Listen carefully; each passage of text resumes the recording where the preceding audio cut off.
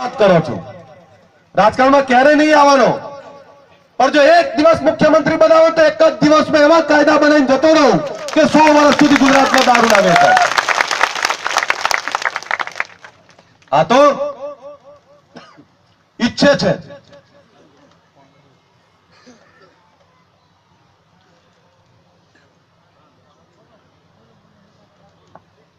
આ તો એવું ઈચ્છે છે કે ઠાકોર સમાજના લોકો બરબાદ થવા જોઈએ દારૂના કારણે, યુવાનો મરવા જોઈએ, દીકરીઓ વિધવા થવી જોઈએ, પણ હવે અમે નહીં થવા દઈએ.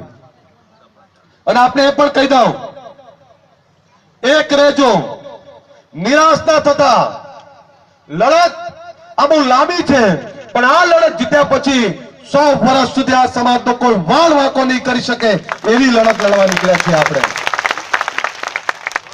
કાઠી લડાઈ છે, પણ એક રહેજો. ક્યાંક નાની મોટી મનદુખ થાય તો ભાઈના માટે પ્રેમ રાખજો, ભાઈનો તુકારો સહન કરજો, ભાઈ માટે લાગણી રાખજો.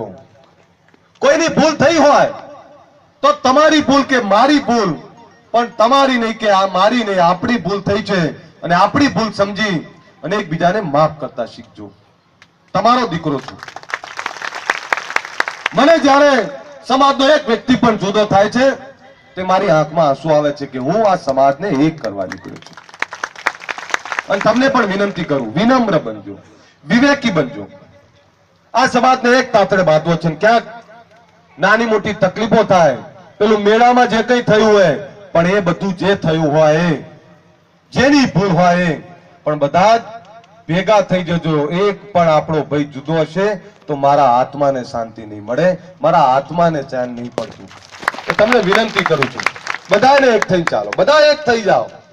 જ્યાં જે થયું હોય પણ બધા એક થઈને ચાલો, તો જ સમાજનું ઉત્થાન કરી શકીશું. પણ તમને વિનંતી કરવા આવ્યો છું, રથ આવશે, સંકલ્પ યાત્રા આવશે. સંકલ્પ છે સમાજને વ્યસન મુક્ત કરવાનો, સમાજને શિક્ષિત કરવાનો, સમાજને એક તાતડે બાંધવાનો, સમાજને આર્થિક સદ્ધરતા આપવાનો. આ તમામ યાત્રા લઈને આવી રહ્યા છે. રથ આવશે તમારા ગામમાં, એના વધામણા કરજો. ગામની અંદર ગ્રામ સમિતિના માધ્યમથી સમાજને એક તાતડે બાંધવાનો પ્રયત્ન કરજો. 1 રૂપિયાનો કુંભ મૂકજો, શિક્ષણનો કુંભ મૂકજો, એક એક પરિવારને વ્યસન મુક્ત કરજો. કરશો ને રથના વધામણા? કાઢવી છે ને આવી યાત્રા? તો કેમ બધાનો અવાજ નહીં આવતો? બે હાથ ઊંચા રાખીને જોરથી તાળીઓ પડવી જોઈએ બધાની, છેલ્લે સુધી. હું ના કહું ત્યાં સુધી તાળીઓ પાડજો.